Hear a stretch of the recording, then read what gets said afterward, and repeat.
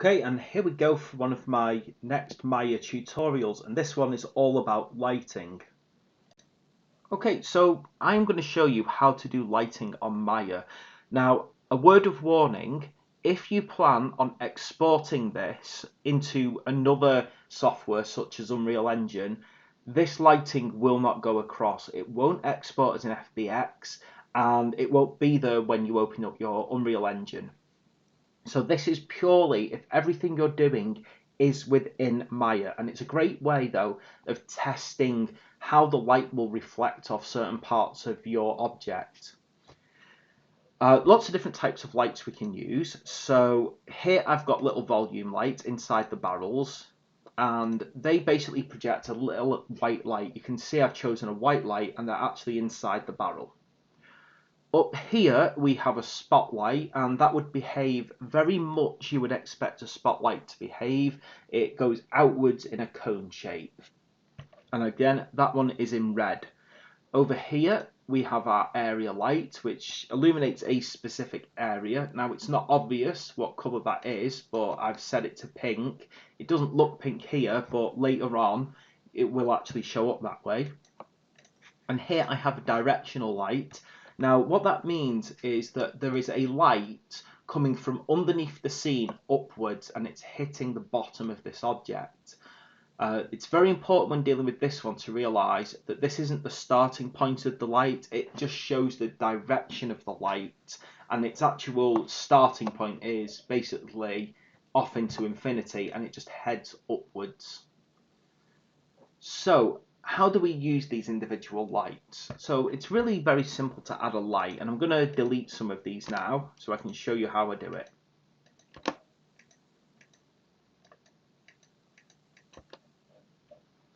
Okay, and then if I head in here, I'm just going to delete one of these little spotlights. Okay, so now that that lighting is off, you can see that I've got some very drab flat shapes, but if I come over here, you can see where that spotlight is left.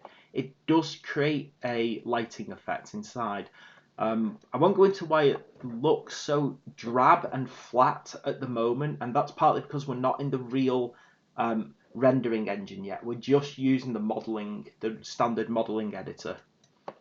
Okay, I'm going to copy that little spot volume light there. I'm just going to move one up, and can you see as I move it, it kind of creates different light and shadow as it moves around. So if I get it actually inside that barrel, and depending on how deep I put it in the barrel or how far out, again it changes the shadowing. From there, I'm going to actually, on this site here, I'm going to add a spotlight.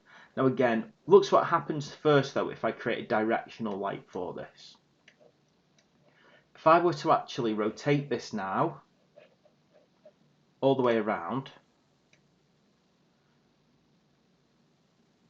you'll start to see that the back of the object actually is getting illuminated. And as I said, this is because it is a directional light.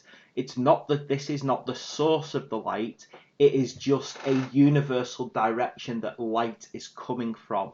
That is very useful if you wanted, say, a sun.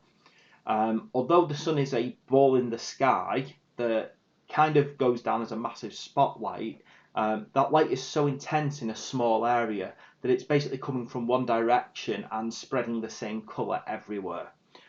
For more advanced games, obviously you would want a very, very massive light source that does fade at distance, but this is perfectly okay for this.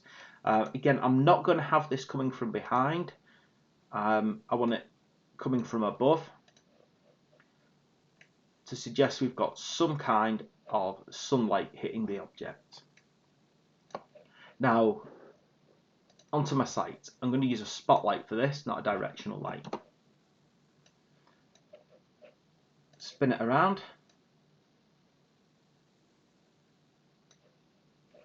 And move it so that it actually touches, best as possible, the start of my site there.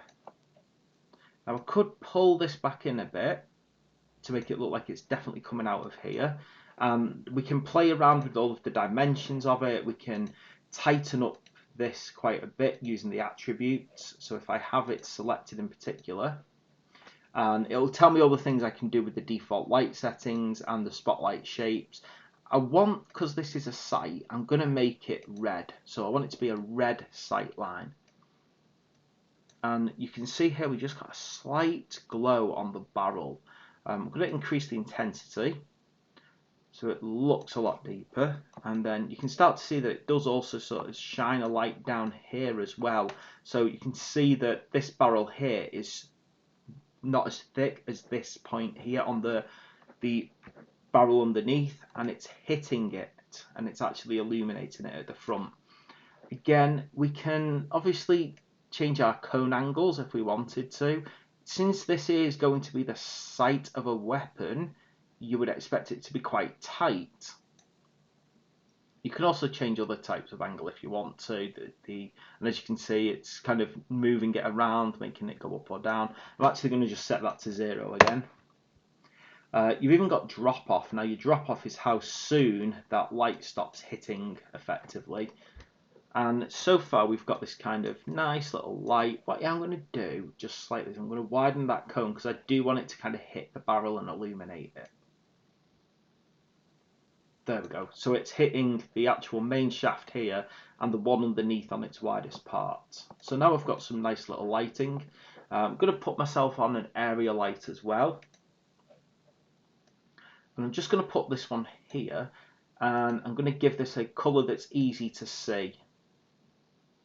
So if I were to give this a nice blue colour, again, it looks strange because it doesn't seem to be doing anything based upon where we see, but when we move into a different kind of view, you might find it more obvious. Okay, so here is my light sourcing all set up.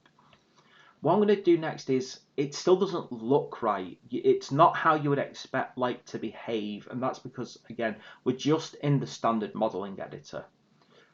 If you head up to Arnold and open the Arnold Render View, you can actually see how it would look with all the light sources that we currently have. So the reason it's very dark is because there's no overall light effect for the area. It is a dark area, which is good because this is what I want. I want to actually be able to see this weapon. When I click play, it's going to turn on the new lighting that I've set up. And here we have it. We've got our lighting sorted. So what I'm doing is, as I move around, you can see where the light sources are coming from, and you can see the limitations of them. Basically, coming from up above, we've got the directional lighting, and it's creating white light on top, and we've even got the white lights coming from the barrels. And I've got my red light, although it's not obvious, coming from the scope. If you look underneath, because there's no directional light underneath, it's dark shadows. The only light you can see is from the barrel and the area map.